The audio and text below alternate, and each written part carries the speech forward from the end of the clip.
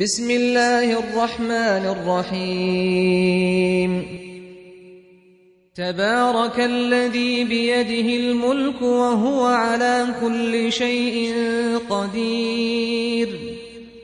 الذي خلق الموت والحياة ليبلوكم أيكم أحسن عملا وهو العزيز الغفور الذي خلق 7 سماوات طباقا ما ترى في خلق الرحمن من تفاوت فارجع البصر هل ترى من فطور ثم ارجع البصر كرتين ينقلب إليك البصر خاسئا وهو حسير ولقد زينا السماء الدنيا بمصابيح وجعلناها رجوما للشياطين وأعتدنا لهم عذاب السعير وللذين كفروا بربهم عذاب جهنم وبئس المصير إذا ألقوا فيها سمعوا لها شهيقا وهي تفور تكاد تميز من الغيظ كلما ألقي فيها فوج سألهم خزنتها ألم يأتكم نذير قالوا بلى قد جاءنا نذير فكذبنا وقلنا ما نزل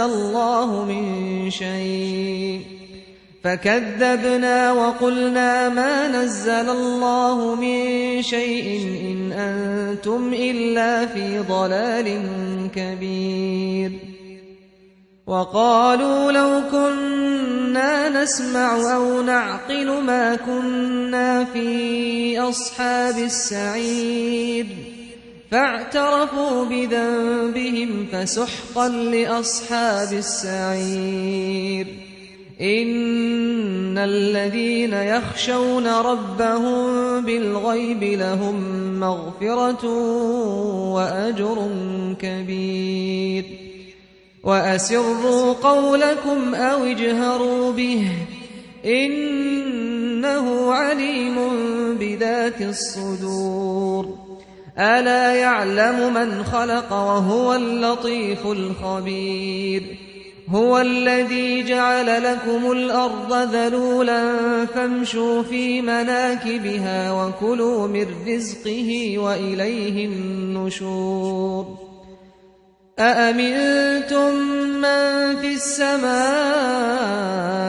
أن يخسف بكم الأرض فإذا هي تمور أم أمنتم من في السماء أن يرسل عليكم حاصبا فستعلمون كيف نذير ولقد كذب الذين من قبلهم فكيف كان نكير أولم يروا إلى الطير فوقهم صافات ويقبضن ما يمسكهن إلا الرحمن إنه بكل شيء بصير أمن هذا الذي هو جند لكم ينصركم من دون الرحمن إن الكافرون إلا في غرور أمن هذا الذي يرزقكم إن أمسك رزقه بل لجوا في عتو ونفور أفمن يمشي مكبا على وجهه أهدى أمن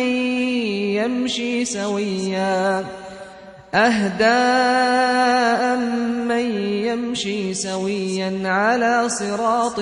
مستقيم قل هو الذي أنشأكم وجعل لكم السمع والأبصار والأفئدة قليلا ما تشكرون قل هو الذي ذرأكم في الأرض وإليه تحشرون ويقولون متى هذا الوعد إن كنتم صادقين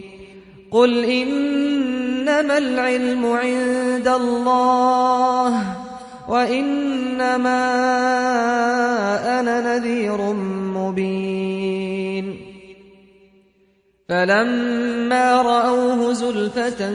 سيئت وجوه الذين كفروا وقيل هذا الذي كنتم به تدعون